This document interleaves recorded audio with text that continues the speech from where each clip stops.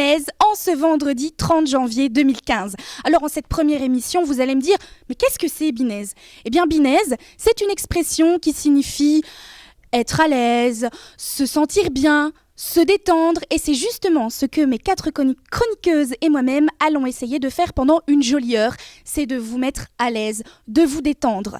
Alors comme je viens de le dire, je suis entourée de 4 sublimes chroniqueuses, je pense qu'on peut le dire, elles sont belles, et elles vont chacune à leur tour vous donner leurs idées, leurs connaissances, leurs trucs et astuces qu'elles ont réalisés spécialement pour vous. Tout d'abord, nous aurons Alessia qui nous parlera de culture et nous donnera des astuces sur la vie quotidienne. Johanna, notre petite espionne qui est dans le monde de nos études au sein des murs de l'AELA. Et elle nous dira ce qui s'y passe et ce qui y cloche. Pauline, avec qui on va faire du sport et de la cuisine, comme quoi les deux, c'est compatible. Camille, qui va nous parler de beauté et de santé. Grâce à elle, on aura un esprit sain dans un corps sain et tant qu'on y est, autant que le corps soit beau, n'est-ce pas ? Et enfin, en plus de vous accompagner durant toute l'émission, je vais vous faire une petite surprise et je vais aller dans le public, piocher une fille, un garçon, pour leur donner des conseils relooking. Et commençons tout de suite avec Alessia et ses conseils pour la vie quotidienne. Money, get away. Alors oui, on sort d'une période assez compliquée, le blocus. C'est gai pour personne, mais encore moins pour les personnes pour qui c'est leur premier blocus. En effet, c'est pas facile de gérer le premier blocus. C'est pourquoi j'ai décidé de vous donner quelques conseils pour peut-être l'améliorer l'année prochaine, ou en juin. Et donc, il y a 3 phases au blocus. La première phase, c'est qu'est-ce qu'il faut préparer avant le blocus. Et donc là, Madame Duroisin, notre gérante de la cellule Réussite, va nous donner quelques conseils. L'élève a des problèmes dans certains cours. Que peut-il faire ? Eh bien, il peut s'adresser à la cellule Réussite. On a mis en place du tutorat par des étudiants de Bac 2. Donc, c'est un système vraiment efficace. Les étudiants de Bac 2 suivent une petite formation qui leur permet ensuite d'accompagner un étudiant de Bac 1 et ils peuvent se rencontrer autant de fois qu'ils le souhaitent pour des problèmes de matière ou même pour des problèmes méthodologiques, pourquoi pas. Alors la phase 2, ensuite, comment planifier le blocus ? Donc en effet, tout d'abord, il faut estimer le nombre d'heures que l'on a besoin pour chaque cours. Et donc en fonction de ça, on va éparpiller ces différentes heures dans notre planning. Alors une petite astuce, c'est d'utiliser des post-it. Comme ça, on peut changer notre planning quand on veut au fur et à mesure du blocus. Et donc ça évite de réécrire ou de refaire un planning. Ensuite, ce qui est bien, c'est de diversifier les matières qu'on étudie. Donc ce qui est bien, c'est d'étudier au matin un cours qui est compliqué, parce que c'est à ce moment-là que notre cerveau il est beaucoup plus apte à étudier. Et de l'après-midi, un cours plus facile, parce qu'en effet, on est beaucoup plus fatigué, on a moins envie, donc ça permet de garder le moral. Ensuite, il ne faut pas oublier qu'une journée est constituée de 24 heures. Donc ça nous fait 8 heures pour étudier, 8 heures pour dormir, mais aussi 8 heures pour profiter. Il ne faut pas faire qu'étudier pendant un blocus, parce que sinon notre cerveau, il n'en peut plus. Et donc, il faut le diversifier et lui faire penser à autre chose. Et pour ça, faites du sport, allez faire du shopping, allez voir des gens, jouer au foot ou peu importe. Ensuite, la phase 3, là, c'est pendant le blocus. En effet, tout le monde a une méthode de travail différente. Mais il faut réussir à l'adapter. Et donc, j'ai quelques conseils à vous donner là-dessus. Donc, tout d'abord, ce qui est bien, c'est de diviser chaque cours en fonction des chapitres. Et donc, comme ça nous donne une vision globale du cours. Ensuite, ce qui serait bien aussi, c'est d'essayer de comprendre quel genre de questions le professeur pourrait poser. Et comme ça nous aide à mieux voir si on arrive à y répondre ou pas. Et une fois que tout est étudié, ce qui est bien, c'est de se réunir en groupe de 2-3 étudiants et se poser des questions entre nous. Comme ça, on arrive mieux à voir si on arrive à expliquer la matière, à la comprendre et voir s'il faut la retravailler ou pas. Ensuite, ce qui est bien aussi, c'est de faire une petite fiche de synthèse. Donc là, on met en valeur les points les plus importants. Et donc, comme ça, on sait voir les gros points du cours, voir les gros titres, les sous-titres. Et donc, ça permet également une vision plus globale. Ensuite, utiliser des moyens mémotechniques. C'est sûr que si on étudie avec des exemples qui nous parlent, on retient beaucoup plus vite. C'est logique. Et puis, étudier aussi en variant les canaux de communication, canaux de mémorisation, pardon. Donc, écrire des gros titres, mettre en couleur, marcher, parler, ce genre de choses. Chanter, voilà. Tout le monde fait des choses différentes.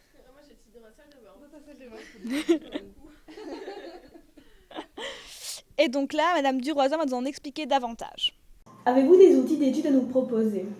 Oui, ce sont des outils qu'on présente en séminaire d'aide à la réussite. Donc on va présenter une technique, mais aussi des petits outils qui vont avec, hein, vraiment des supports papier ou des petits aides-mémoires qui vont traiter de comment bien prendre note, comment synthétiser un cours, comment bien mémoriser, comment faire le plan d'un cours efficacement, comment rédiger un bon planning de blocus. Voilà, c'est toute une série d'outils qu'on met à disposition des étudiants de bac. Hein. L'alimentation. Pendant un blocus, il y a des choses à éviter et des choses à favoriser. Donc, ce qu'il faut favoriser, c'est manger équilibré. Donc, si on n'a pas le temps, on peut demander à notre famille de faire des petits tupperwares pour pouvoir les manger quand on veut. Et surtout, s'hydrater plus que d'habitude, c'est très important. Ce qu'il faut éviter, par contre, c'est sauter des repas et consommer des sucres rapides. Une chose très importante aussi, c'est arriver à gérer son stress. Alors comment faire ? Ayez confiance en vous tout simplement. Et puis pour ne pas se sentir dépassé par les événements, ce qui est bien, c'est que devant l'examen, il suffit de respirer, de se dire « Allez, je commence par ce que je connais et après je ferai le reste ». Et donc voilà. Ensuite, les 2 derniers conseils seront expliqués par notre gérante de la cellule réussite, Madame Duroisin. Les appareils électroniques, qu'avez-vous à nous conseiller ? Alors le conseil ce serait non, non et non, pas pendant le blocus. Ça doit être GSM, ordinateur, tablette, enfin tout ce qui est de cet ordre-là.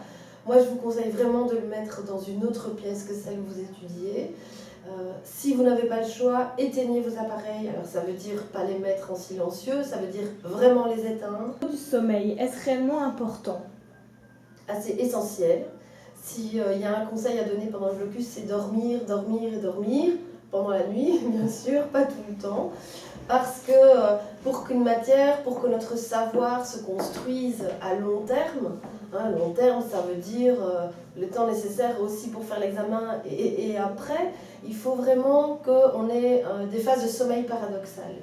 Vous l'avez bien compris, la clé des examens, c'est surtout de bien s'organiser, mais surtout, ayez confiance en vous, il suffit juste de trouver sa technique de travail et de la mettre à profit. Merci, j'espère que maintenant les pauvres étudiants que nous sommes seront un peu moins perdus dans le dur monde que sont les études. Et maintenant, en parlant d'études, saviez-vous que la LA, dans son programme de communication, a créé ce qu'ils appellent les stages collectifs ? Johanna va nous en parler un peu plus, c'est notre petite espionne, elle va nous expliquer en quoi cela consiste et va nous expliquer certains des projets.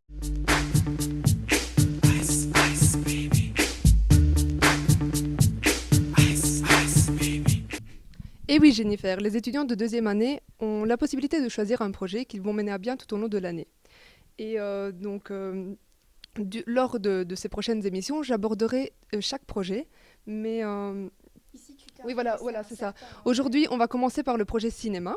Alors, il faut savoir que le projet cinéma consiste à organiser des projections cinématographiques qui ont autour de films qui poussent à la réflexion. Et donc, ces projections sont là pour divertir, mais aussi pour amener les gens à une certaine réflexion par rapport à des faits divers. Et donc, l'équipe de cette année s'appelle Imaginella. Elle est composée de Laura Di Vita, Cindy Thiebaud, Manon Droulet, Éline Fromont, ainsi que Nikita Hélène et Antoine Bacro. Alors, lors de leur première séance, c'était le film Guillaume et les garçons à table qui était à l'affiche, suivi d'un débat avec Madame Duroisin, professeure en sociologie à la LA, et Madame Holwood, professeure de psychologie à la LA aussi. Je vous propose donc de visionner ce petit reportage.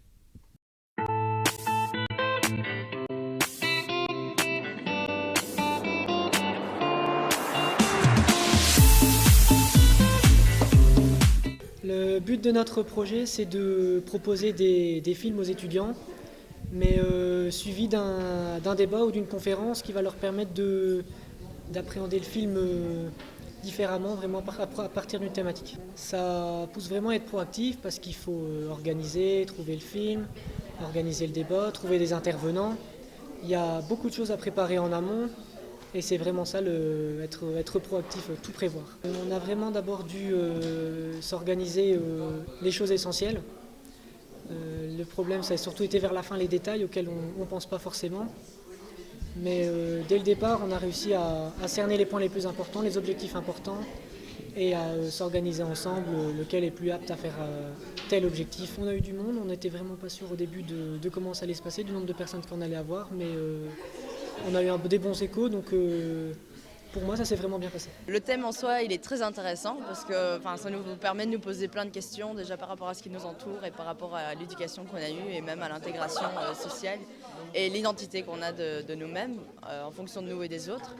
Et puis en plus c'était drôle, donc ça apporte vraiment, c'est vraiment joindre l'utile à l'agréable. J'ai vraiment beaucoup aimé, j'avais jamais vu ce film et je trouve que c'est chouette parce que comme ça on peut découvrir de nouveaux films qu'on regarderait peut-être pas forcément tout seul chez soi, et là ça donne l'occasion, et en plus après il y a un débat, donc on reste pas juste focalisé sur le film, après on a l'occasion d'en parler, de découvrir un peu plus le film. C'est quand même beau, cette jeunesse qui travaille dans la joie et dans la bonne humeur. Et justement, si vous voulez garder votre jeunesse le plus longtemps possible, je vous conseille d'écouter les astuces santé de Camille.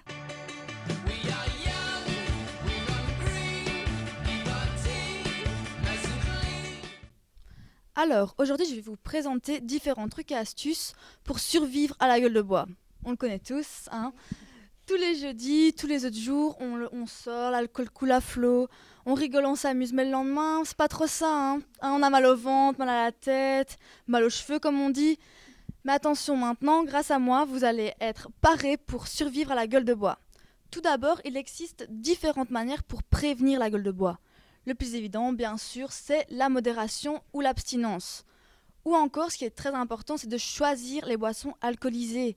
C'est-à-dire, vous pouvez favoriser des bières légères qui ne contiennent que 4% d'alcool, ou encore des alcools clairs comme la vodka ou le vin blanc. Et par-dessus tout, donc les spiritueux. Par spiritueux, j'entends les digestifs ou les apéritifs, mais aussi le porto. Je sais qu'il y a des fanats de porto, mais oui, ça fait mal. Donc, ou encore boire lentement.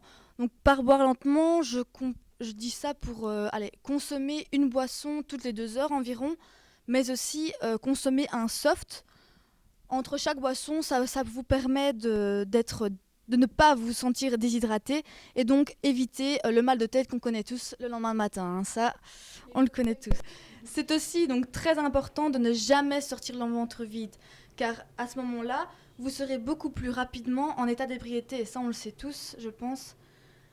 Mais aussi, c'est important de ne pas d'éviter les mélanges, mais aussi la cigarette. Donc voilà, j'ai dit quelques conseils pour prévenir la gueule de bois. On va peut-être pas les suivre, donc comment y remédier. Donc il faut boire beaucoup d'eau, car quand on va boire beaucoup d'alcool, on va être déshydraté. Donc boire beaucoup d'eau va vous permettre d'être hydraté, et d'où la bouche sèche le matin. Ça, on l'a déjà tous ressenti. Et la mauvaise haleine. Ouais, ça aussi. Mais ça, c'est pas quand on boit, peut-être. Hein. Donc, pour les horribles maux de tête, on connaît tous aussi l'aspirine et le verre d'eau. Mais vous connaissez peut-être pas le café qui va agir comme dilatateur. Une autre astuce aussi, c'est si ça va toujours pas mieux avec ce que je vous ai dit, vous pouvez boire une boisson sucrée parce que votre taux de glycémie sera assez bas. Donc, vous allez vous sentir un peu faible. C'est ça la sensation que vous sentez faible quand vous avez bu, c'est ça. Encore mieux, c'est de consommer des des aliments en iode et en potassium, car ils ont la réputation d'être riches et donc d'atténuer la sensation d'être en état d'ébriété. Et ces aliments, c'est quoi? C'est les huîtres? Oui, c'est ça, tout à fait. Crustacés alors. Oui, c'est ça. Okay. Donc, et si vous êtes très courageux, mais ça faut vraiment l'être, et très motivé, il faut faire une activité physique légère, parce que ça va produire de l'endorphine, et là vous vous sentirez beaucoup mieux. Écoute, merci. Moi je vais essayer de retenir ces astuces, parce que ça pourrait pas me faire de mal, sincèrement, et à vous non plus, je pense que ça pourrait pas vous faire du mal. Restons sur cette lignée de l'envie d'un corps parfait avec la chronique sportive de Pauline.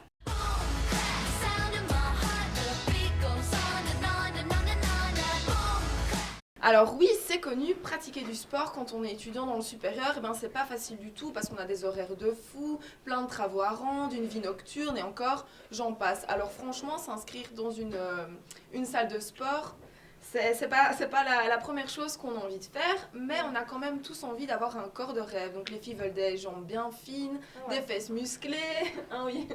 Les garçons veulent des tablettes de chocolat, des gros bras, enfin bref, un corps d'Apollon. On veut tous le beurre et l'argent du beurre, hein, n'est-ce pas? C'est sûr. Et donc je vous ai concocté un petit programme fait maison pour que vous ayez un corps de rêve durant l'été. Et donc on va regarder tout de suite ça en images.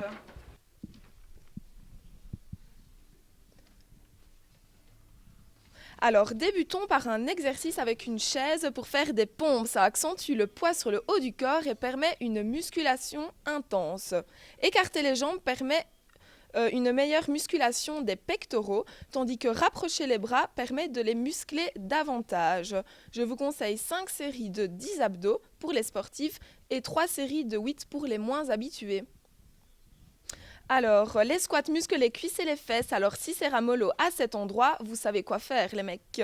Terminons pour les garçons avec 2 types d'abdominaux un peu particuliers qui demandent un peu plus de souplesse. Faites tous ces exercices chaque jour et vous serez au top de votre beau gosse attitude. Alors, pour les filles maintenant. Les poignées d'amour, un complexe chez beaucoup de filles. Pour éviter un achat inutile, prenez 2 gourdes ou 2 bouteilles d'eau et remplissez-les de plus en plus au fur et à mesure des entraînements. Voici un exercice qui permet de muscler les abdos et les cuisses. Pas mal, hein ? Le gainage, un classique mais pourtant très important. Un dernier petit exercice pour la route qui renforcera vos fessiers. Alors, pas si compliqué d'avoir un corps de rêve, non ?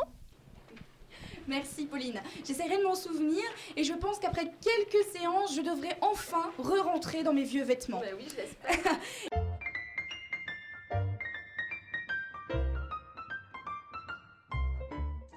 Et en parlant de vêtements, c'est l'heure de votre petite surprise. Je vais passer dans le public, vous faire un petit coucou. Je prends mon micro avec moi. Et je vais vous demander, vous, professeurs ou futurs communicateurs, d'être motivés et qui lèverait bien la main, qui veut bien passer sous le bio. Merci de votre motivation. Eh bien tant pis, je choisis.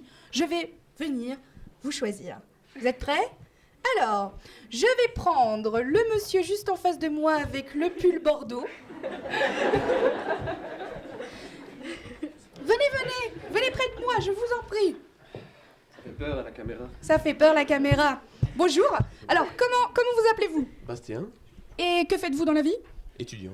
Ça va. Alors, Bastien est grand. Il est bien bâti, il est beau, on peut le dire, il est beau. Il a une chevelure dorée qui tire légèrement vers le soleil. Le roux, il est roux. C'est la teinture, mais ça n'a pas marché. La teinture, ça n'a pas marché. La teinture, ça n'a pas marché. Non, mais c'est très bien, ça te va très bien. Avec tes yeux clairs, le roux et les yeux clairs, ça marche tout à fait. Une peau claire également. Je suis mal à l'aise. Alors, une peau claire également, une silhouette élancée. Pour Bastien, je conseillerais, vu la couleur de tes cheveux et la couleur de tes yeux, des vêtements avec des petites touches de gris ou beaucoup moins de jaune. Vu que tu as la peau claire, les yeux clairs, les cheveux qui tirent vers le soleil, il ne faut pas rajouter de jaune. Tu vas pas prendre des couleurs comme ma robe. Ça va. Ce n'est pas un rouge avec du soleil, c'est un rouge bordeaux. Un rouge avec du soleil, ce serait par exemple le rouge de Pauline. Surtout pas mettre de rouge de Pauline et surtout pas mettre de rose. Mais le rose, je pense que ça devrait aller. Mais le soleil, Jennifer, c'est moi. C'est toi le soleil, c'est vrai. Alors là, on a fini pour la colorimétrie. Maintenant, on va passer alors à la silhouette. Vu que tu es tout droit, je te propose de prendre des pantalons slim. C'est là que tu vas taper dessus, quoi. Non, je vais être gentille et je te dis, prends des pantalons droits, slim, ne prends pas des choses larges, parce que ça va te rendre plus lourd. Et alors, pour tes chemises... Je suis déjà lourd, hein, je suis déjà lourd. Et alors, pour tes chemises, très bien, tu as très bien travaillé parce qu'il faut les rentrer dans ton pantalon. Pourquoi ? Parce que si tu mets ta chemise au-dessus de ton pantalon, ça va te rapetisser, tout simplement. Et alors, comme tu l'as fait, ici c'est très bien, un petit pull près du corps pour rajouter un petit peu une touche de couleur. Je pense que tu as bien travaillé, on peut t'applaudir. Merci. Alors, pour les filles, qui vais-je prendre ? Ah, elles sont toutes là. Non, pas moi, s'il te plaît. Fais pas ça, s'il te plaît. Alors, qui vais-je prendre ? Je vais prendre quelqu'un de facile. Alors, pour moi aussi, pas trop de travail, je vais prendre Florence. On peut l'applaudir. Alors, Florence, qui est de taille moyenne, une jolie couleur de cheveux châtains, les yeux foncés, marron foncé. Donc, ça veut dire qu'on a du foncé au niveau des cheveux, du foncé au niveau des yeux et une peau claire, mais pas trop.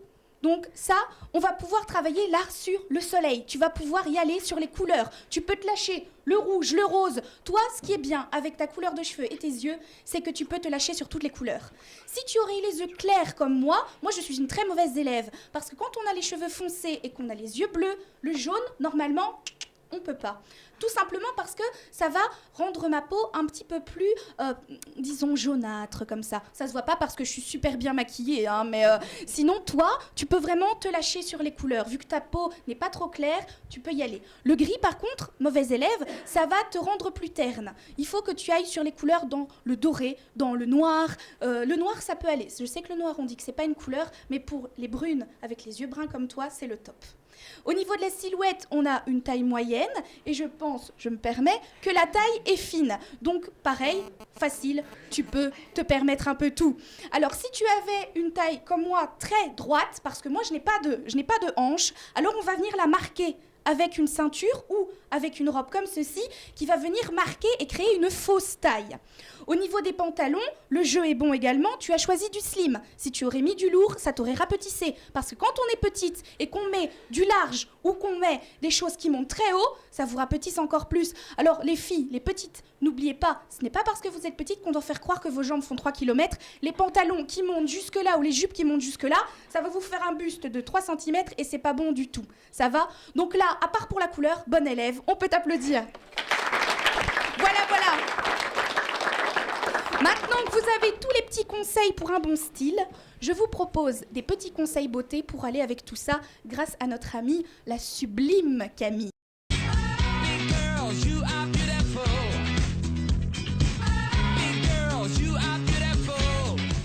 Passons maintenant à quelques astuces beauté. Je vous propose de visionner une petite vidéo sur la blancheur des dents. C'est parti! On est jeune, on n'a pas le temps, pas envie de se lever de son lit, pas envie de dépenser d'énergie et du temps le matin et le soir.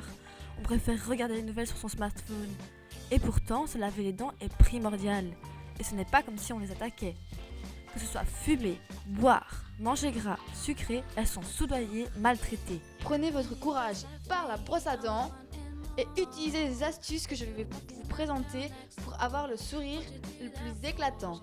Oui, toi aussi, jeune homme, tu peux en faire tomber plus d'une grâce à ton sourire ravageur. Commencez tout d'abord par vous munir d'une boîte de bicarbonate de soude. Ne vous inquiétez pas, cet achat vaut réellement la peine car il n'est pas cher et en plus vous tiendrez vraiment longtemps. Ensuite, munissez-vous d'un récipient, mais aussi d'une bouteille de vinaigre de cidre de pomme. Vous pouvez maintenant mettre 2 cuillères à soupe de cidre et 1 cuillère à café de bicarbonate de soude et ensuite brossez vos dents pendant 3 minutes. Ceci est à exécuter avant le brossage des dents. Dans un petit récipient ou une tasse, mettez 3 cuillères à café de jus de citron avec une cuillère de bicarbonate. Ensuite, trempez un coton dans la mixture et frottez sur vos dents pendant 3 minutes. Frottez une épluchure de banane ou de citron pendant 4 minutes contre vos dents. Il y a des gestes quotidiens comme une pincée de sel sur votre dentifrice, ajouter du lait dans votre café ou dans votre thé, ou encore boire son café ou son thé avec une paille. Une dentiste m'a donné des conseils concernant les astuces que je viens de vous présenter qui fonctionnent ou pas. Donc concernant le bicarbonate de soude, il est utilisé pour polir la dent, c'est-à-dire qu'il ne va pas entrer dans la dent intérieurement. Je vous conseille surtout de l'acheter en format de sucre impalpable, comme ça vous éviterez d'abîmer la dent. Aussi, concernant les épluchures d'agrumes et de bananes, ça va éliminer les surfaces qui ont été colorées. Mais attention, dès que vous allez boire quelque chose de sucré, du thé, du café, ou vous allez refumer, ça va se retacher. Donc c'est à faire plusieurs fois, mais ça va toujours être atténué. Donc la pincée de sel sur le dentifrice, ça ne sert à rien, car on le sait tous, dans des grandes surfaces, on a déjà des dentifrices contenant des grains. Concernant le lait et dans le café ou dans le thé, on le voit directement dans sa tasse, ça éclaircit la consistance de la boisson, donc ça va marcher. On aura beaucoup moins de coloration sur les dents. On aura beaucoup moins de chances d'être coloré. Donc ça marche comme de l'eau dans le vin. Oui, de l'eau dans le vin, moi je pense que c'est pas une super idée parce que le vin c'est quand même un super bon breuvage, on va pas mettre de l'eau dedans. Par contre ça marche pour le comportement, on peut mettre de l'eau dans son vin. Là, ça marche. Si on veut l'être à tout prix, hein, ça faut choisir. Hein.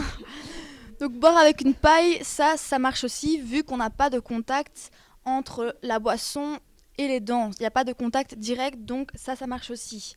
Mais attention, une fois que vous avez un problème dans votre dentition intérieure, les astuces que je vous ai présentées ne marcheront pas parce que donc c'est intérieur, donc ça ne marchera pas.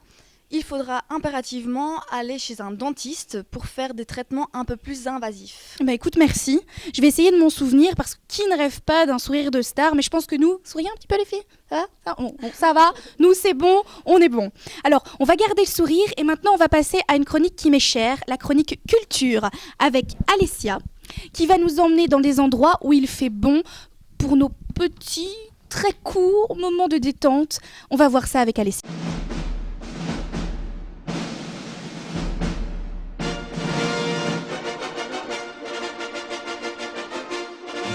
Donc, si vous ne savez pas quoi faire ce week-end, j'ai des choses à vous proposer.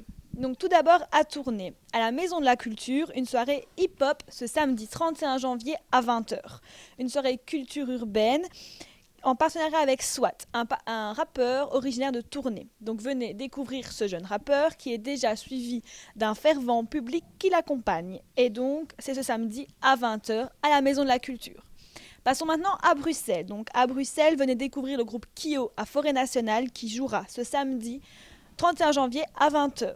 Mais il y a aussi également à l'Ancienne Belgique Brigitte, le duo fantastique indie pop qui jouera et dansera à la baie ce samedi 31 janvier à 20h. Et les places ne sont qu'à 30 €. Ça c'est génial Brigitte, hein. Franchement moi j'adore et à 30 € on peut se le permettre je pense. Quand même. Mais il y a aussi, moins cher, le dimanche 1er février, le groupe de rock symphonique Epica qui jouera à 20h à l'Ancienne Belgique et les places sont à 28 €. C'est raisonnable aussi, c'est vraiment bien. Il y a également à Bruxelles, toujours, le musée du costume et de la dentelle qui va dévoiler la mode des années 30 sous toutes ses coutures. Et donc venez profiter de cette exposition jusqu'au dimanche 1er février. On passe maintenant à Mons. Le Manège propose ce mercredi 4 février un stage de photo, donc pour les personnes qui ont déjà pratiqué de la photo. Et donc c'est une manière pour eux d'aller plus loin dans leur performance. Donc si vous êtes intéressé, allez voir sur le site lemanège.be. Il propose toutes les informations, il propose aussi de vous inscrire. On passe maintenant à Imagix. Alors le 11 février, 2 nouveaux films sortent dans les salles.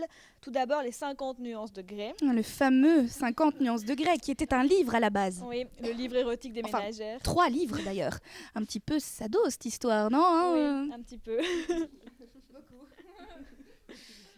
Et donc, c'est l'histoire d'une étudiante en littérature, Anastasia Steele, qui tombe sous le charme du milliardaire Christian Grey. Donc, laissez-vous emporter par cette histoire d'amour. Ou alors, venez voir Un petit chaos avec la fameuse actrice Kate Winslet qui nous entraîne dans un film historique, mais accompagné d'une histoire d'amour. Le tout au cœur du château de Versailles. Donc, les 2 films en salle le 11 février. Ensuite, on passe à Paris. Alors, le musée gourmand du chocolat accueille Banania, des origines à nos jours. Et donc, l'exposition va retracer la façon dont Banania a participé et accompagné les grands événements historiques et économiques du pays. Et pour finir, le Centre culturel de Tours accueille ce samedi 31 janvier Alessandro Bevilacqua et Raphaël Angelini pour fêter leurs 10 ans de scène avec leur dernière création, Les Rafales se lâchent. Écoute, merci.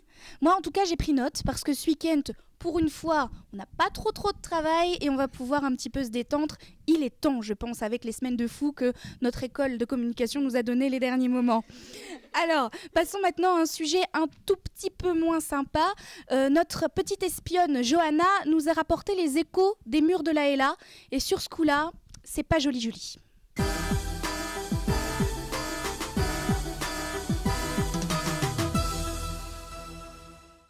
Et oui, dans cette rubrique, je vais aborder les différents problèmes auxquelles les étudiants de l'AELA sont confrontés chaque jour.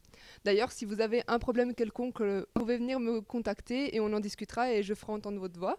Alors, le problème le plus récurrent que j'ai entendu, c'était le problème de où manger sur le temps de midi. Et donc, pour cela, j'ai interviewé 2 personnes des Bac 2 qui vont témoigner ce qu'elles ressentent par rapport à ça. Je mange soit dans les divans qui sont devant le bureau du directeur, soit dans la salle qui est prévue justement à l'heure de midi, donc à côté de la salle info. Je pense que l'infrastructure qui est mise à disposition des élèves est bonne, mais n'est pas assez conséquente au vu du nombre d'élèves qu'on est. Où il y a de la place, il n'y en a pas souvent, mais c'est souvent devant le bureau du directeur sur les fauteuils en fait. Laisser les étudiants manger au Thomas Legrand, ce qui est interdit. Et peut-être aménager une nouvelle classe ou justement autoriser certains élèves, les élèves à manger dans certaines classes. Plus de tables, pas forcément dehors, mais essayer de trouver un local où on pourrait plus manger plutôt que les salles de cours, quoi. Et donc d'après ce qu'on vient de voir, on peut constater que l'infrastructure n'est pas vraiment suffisante au nombre d'étudiants présents à l'AELA. Mais bon, avec un peu d'optimisme, on peut imaginer que des solutions vont être trouvées pour pallier à ce problème. Oui, parce que malheureusement, c'est pas évident de gérer une école et c'est pour ça que c'est intéressant de pouvoir avoir une discussion avec la direction et de pouvoir essayer de trouver des problèmes ensemble. Parce que des problèmes, il y en a toujours, mais des solutions, il y en a toujours aussi, normalement. Voilà. En tout cas, je ne sais pas pourquoi, mais ta chronique, elle m'a donné faim. Et malheureusement, ça va pas s'arranger avec ta chronique, Pauline, je pense, parce que Pauline va nous mettre l'eau à la bouche avec sa chronique cuisine.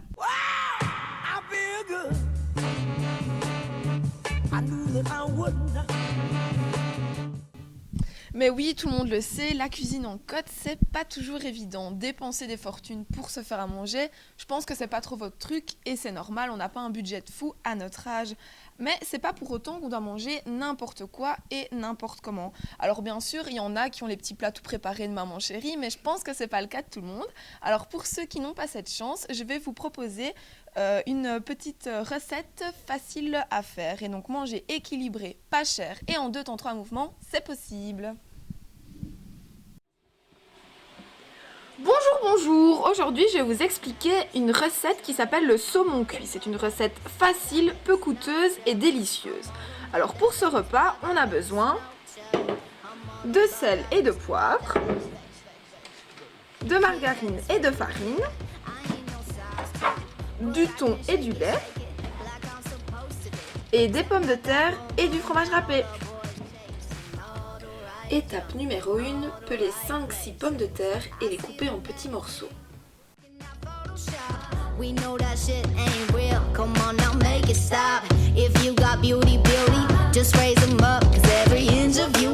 Étape numéro 2, faire bouillir de l'eau. Étape numéro 3, mettre les morceaux de pommes de terre dans l'eau bouillante et les laisser cuire pendant 20 minutes. Étape numéro 4, tapisser un plat de beurre. Étape numéro 5, venir déposer le thon essoré au fond du plat. Étape numéro 6, venir déposer les pommes de terre cuites à l'eau au-dessus du thon en les éparpillant. Étape numéro 7, faire de la sauce béchamel. C'est peut-être la partie la plus difficile de la recette, alors écoutez bien.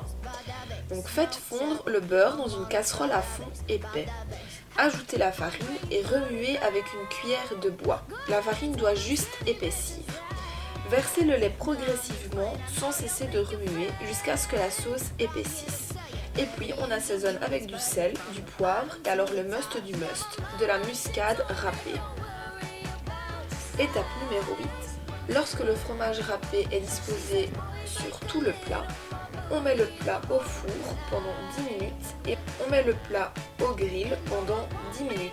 Et voilà, le tour est joué.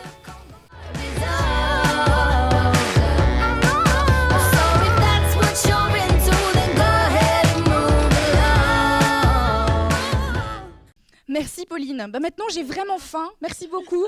Mais c'est normal, il est midi passé et malheureusement les amis, c'est déjà l'heure de nous quitter. Je vous dis à la prochaine pour de nouvelles astuces et de nouvelles chroniques. Mais en attendant, restez zen, restez binèze.